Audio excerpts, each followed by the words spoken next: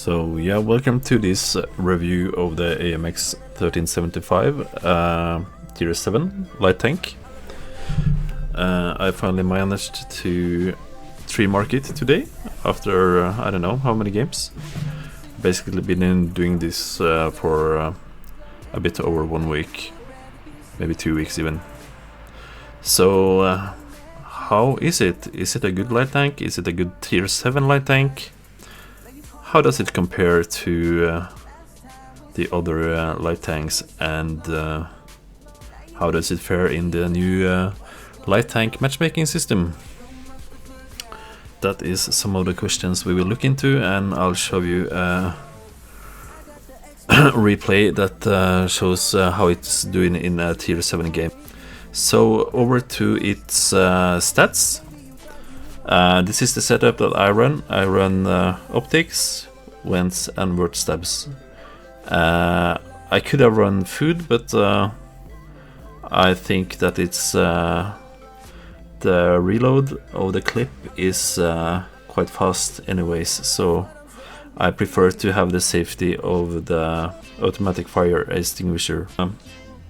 Alpha damage is not much to talk about, it's like 135. Clip size is 4 shots in a clip, and the intra-clip reload is 2 seconds. That means that it's very seldom that you can full clip tanks of your own tier from full HP. So the AMX 1375, like many other French Autolider light tanks and the Batchat, excels at late game and endgame play. Because to take out the tanks you need them to be damaged and be quite low on HP. And since it's got really good mobility and you can see a good terrain resistance as well, and it's got really good camo, so that means that in the end game it really excels. I'll show you a replay later how it basically turns around one game, and what's bad about the stats is the gun constraints. It's got a really bad gun elevation, and like you can say only 9 degrees and 6 degrees gun depression. That means that it's on some maps, if you're camping E1 for example at in Proroka in the classic spotting bush, you can't really shoot the tanks that get spotted on the mid of the map because you can't elevate your gun to hit them. It's got a good aim time and decent dispersion, but the thing is it's got only 36 ammo capacity, and that's a problem. I have run out of ammo in some games playing this tank, so it could have a larger ammo capacity. And the armor, you tend to get some lucky bounces with it, but you can't really trust the armor because, well, then again, why would you? It's a light tank, so you shouldn't be trusting your armor. You should be playing like your one shot basically all game, and use your HP as the armor when you need it to clip out or kill a tank. So the view range is decent, but the camo combined with the view range makes it a really good passive spotter as well as an active spotter. It's got good mobility and it's kind of small, so it's kind of difficult to hit. So yeah, let's have a look at the replay, and then we talk a bit more about how it matches up to the other light tanks.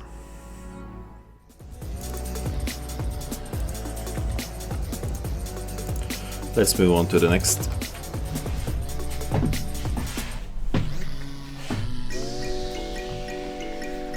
Wow, Tier 7 game, that's the first one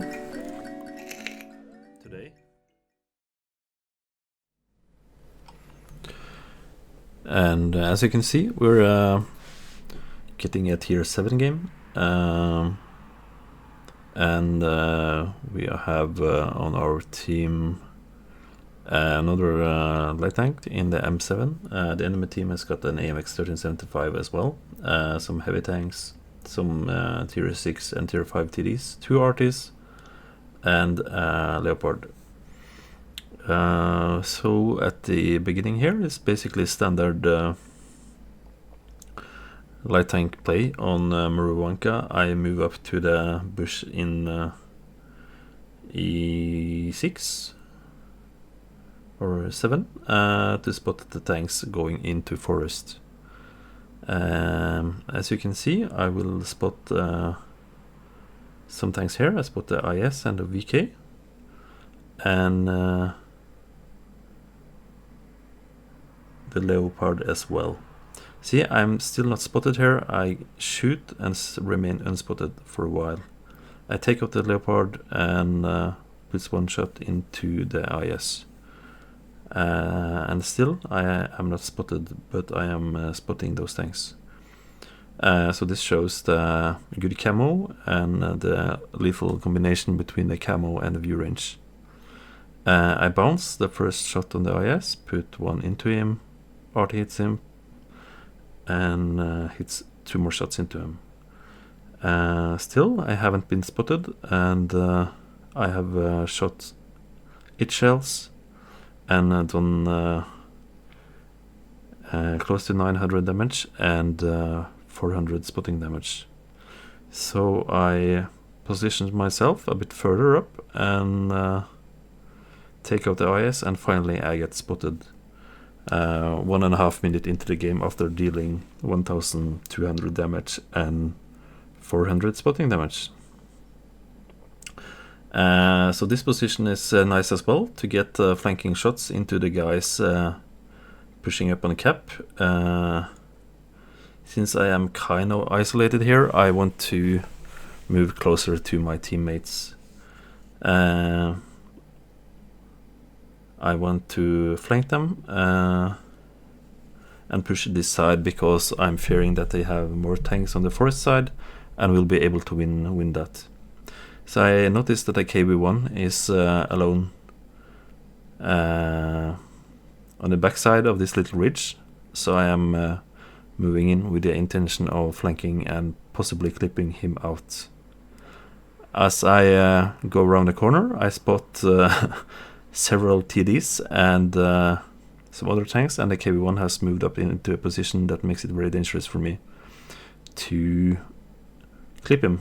So I put a couple of shots into the Jagdpanzer 4 while on the move and just using auto aim. So that shows that gun stats on the AMX is not that bad actually. What tends to make you miss using auto aim is bumps and such in the terrain, because you have so limited gun elevation and gun depression, so that might make you miss some shots using auto aim. So now I have helped to clean up this flank, and I want to take out the RT because we're getting close to mid and the end game situation, and in end game situations RT always tend to focus me, and it's difficult enough to try to take out the ordinary tanks and make evasive maneuvers for them while still remember to avoid getting shot by RT as well. So I spot the Leffe and take him out and move towards where I think the M44 will be as well. So 12 shots left at this point, and done 2400 damage and 700 spotting damage. So you can see, even though the M44 has very little of the tank showing, I am able to hit 3 shots into him with no miss, and that shows you kind of decent accuracy and the gun handling as well, like I said earlier, by the AMX. So now it's the endgame situation, and I have full HP and 9 shots left. So you can see the thing that is basically stopping me from getting 4000 damage, or firstly the lack of enemy tanks, and secondly my ammo capacity.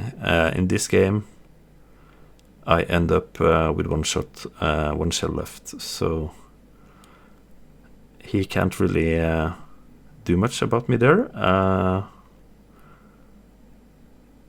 If I've had more shots in the clip, I would be able to take him out. So there you can see as well the 4-shot limitation in the clip. You need to reload, but luckily the reload time on the clip is quite short, so usually it's not too much of a problem. So we end up on the 3400 damage and 1200 spotting damage and an ace tanker. It can be very efficient. So what's the pros of the AMX 1375? Well, it's got good camo and view range combo. It's got nice mobility, as you'd expect from a light tank. It's got good gun stats as well, good aim time and decent accuracy. And it rules tier 7s. The cons, well, the gun elevation and depression stats, they really suck. I think that's the biggest downside to it. It's got a small clip of 4 shots. That's slightly mitigated because of the short reload time on the clip. As well, it's got kind of limited ammo capacity. It's 36, I think, and I run out of ammo in some games. So, and the final thing is that tier 9 games can be really hard to carry, so you're sort of dependent on the matchmaker, but that's kind of is the rule for all tanks, I guess. So conclusion is that I think the AMX 1375 is an underrated tier 7 light tank, and I quite liked it. So it will be interesting to see how it compares to the T71, which is its like American counterpart regards to a tier 7 autoloader light tank. So please subscribe to my YouTube channel and my Twitch, and hope to see you soon.